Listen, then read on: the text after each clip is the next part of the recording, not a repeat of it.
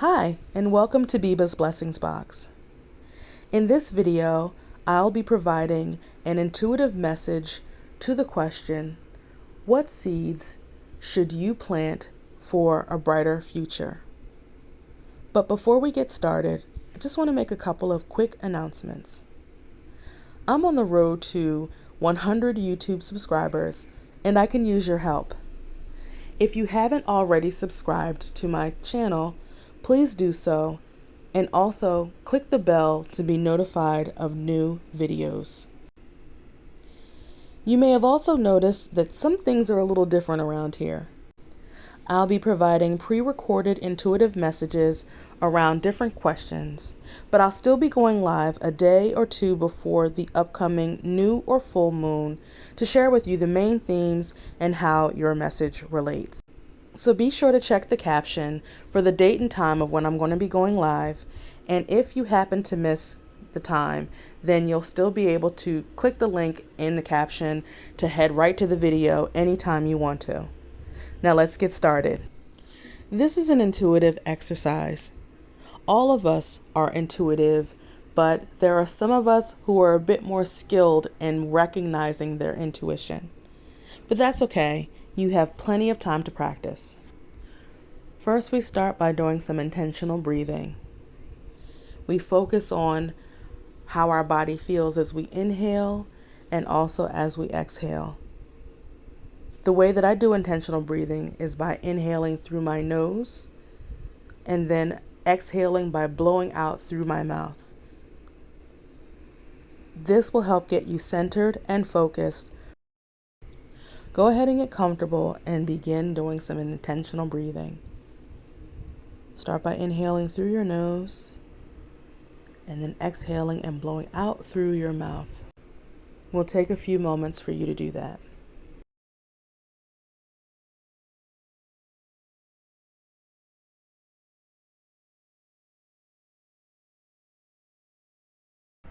Now I'm going to show you each of the cards. Don't guess which card you think is the one that has your message, but instead allow the message to come to you. Maybe you'll see a number in your mind. Maybe you'll hear a number. Or when you look at the cards, there may be a sensation that you feel for the one that holds your message. Here is card number 1.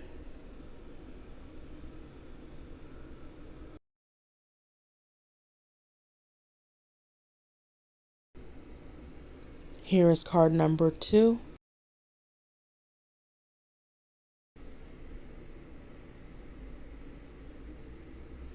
And here is card number 3.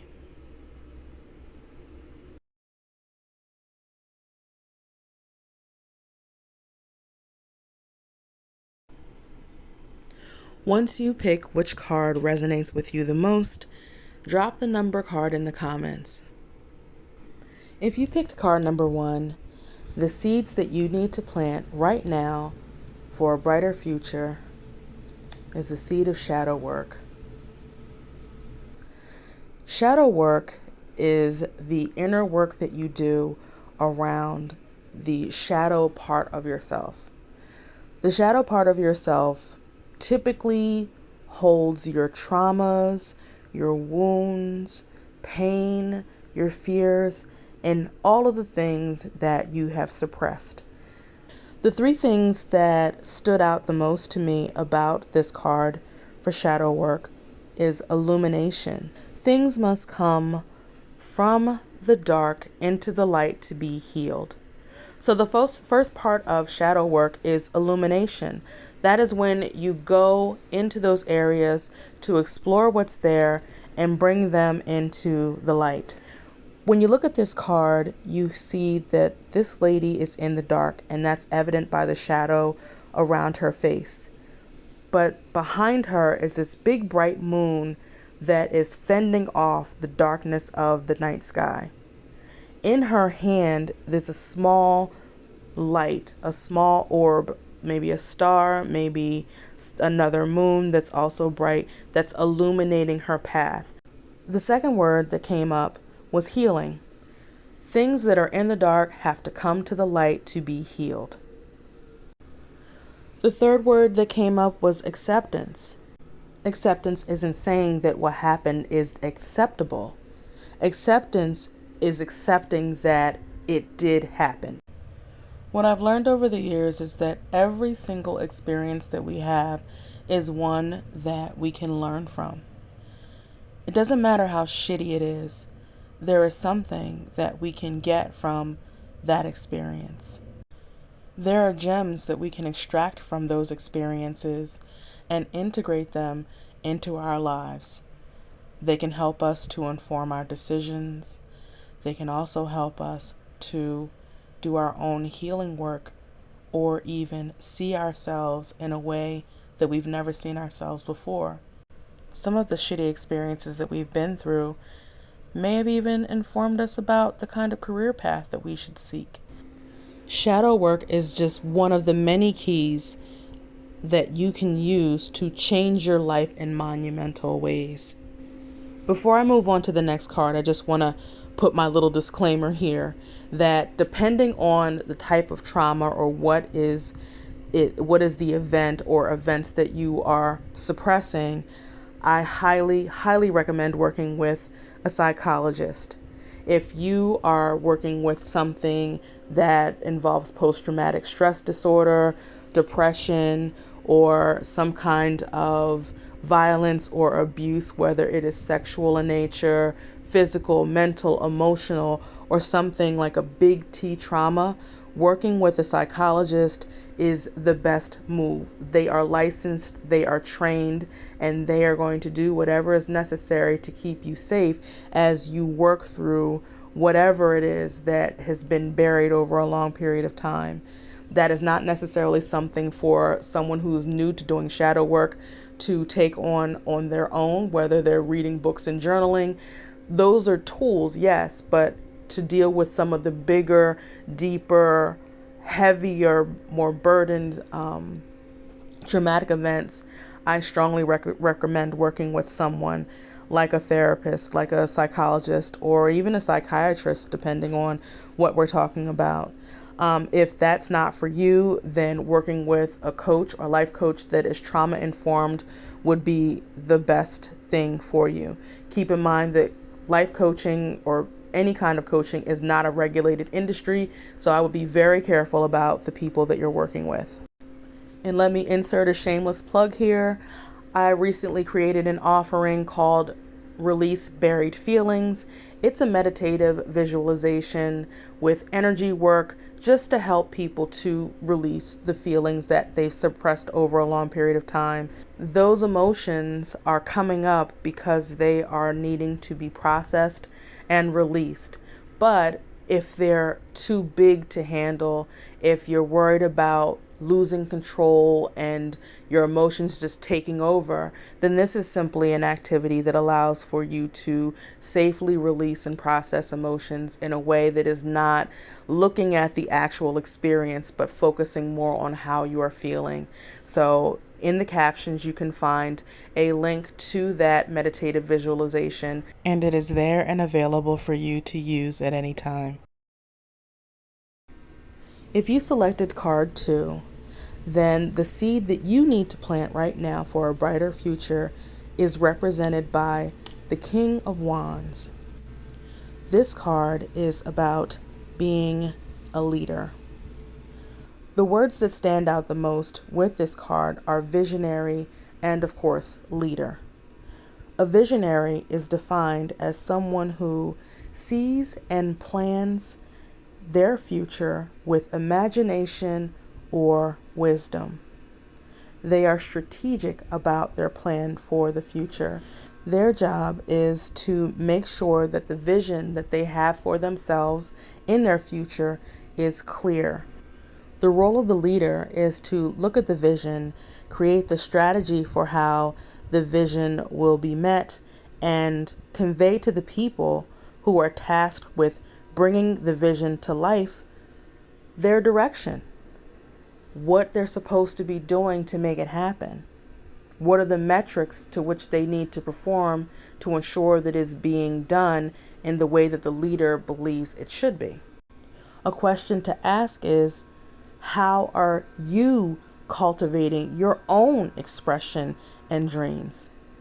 It is your job as a leader to pull together this vision, and it is also your job to make sure that the vision that you are conveying to the people who are supposed to help you to achieve it, that it is actually your vision. It's not a vision that someone else has for you.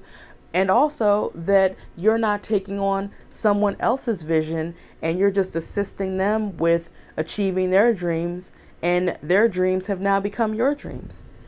The seed that you're meant to plant right now is one in which you take the reins as a confident leader over your future and over your own vision. If you picked card number 3, the seed that you need to plant for a brighter future is represented by the 10 of Cups. Can we just give the 10 of Cups a shout out? My favorite part about this card is the fact that we got 10 chalices sitting at the very top of this card. This looks like a fucking party. The chalices are filled with Henny. No, not Hennessy, because Hennessy is brown juice, and we all know brown juice gets people to fighting. So you can't be fighting during the celebration. That's no longer a celebration. So we're just going to make it fun. We're going to make it sparkling wine, a goblet of red. I like white personally. So it is, the liquor is flowing abundantly here, and it is representing a celebration. The two things that stand out the most about this card is friendship and harmony.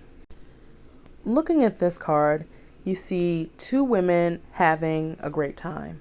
One woman is sipping from her cup and enjoying the company of her friend, while her friend is playfully touching this star that's not that far above them, and they're just together. The one friend has this bright spot where her heart is, because there's a sense of joy, there's a sense of harmony between the two of them. There's a togetherness that's happening. They're having a great time together. So when you look at the waters in the background and where they are standing, they're at the end of something. I don't know why this card makes me think of tubing, but it does. And when I went tubing, I had to get situated on the tube. I had to figure out my balance. I had to learn how to shift my weight. I had to learn how to get into the flow. Oh my God, it's a little shallow over here. Oh my goodness, is that a big rock in the middle of the pathway? How are we going to get around it? And all of those things. But that presented opportunities in the journey, right? These women have gotten through all of that. They have gotten through the rocky road. They have gotten through the shallow parts, and they are still there celebrating their friendship together. And that's what this card is about. It's about celebrating the love that surrounds you, being playful, thinking about those bliss-filled moments with friendships or close personal relationships that you have. And this card, or the seed that you're supposed to plant for a brighter future, is around finding the moments that you treasure with people who are close to you, because it is from that place that you are meant to begin building the foundation for the next level. What do your next level friendships look like? What does your next level of friendship look like with this particular person, or these particular people, or even new people that you want to invite into your circle? So the seed that you are meant to plant for a brighter future is to treasure the moments with the people who are close to you. Find those moments that are filled with bliss and joy, and celebrate those moments. That is it. So in summary, if you chose card 1, the seed that you are meant to plant for a brighter future involves doing shadow work.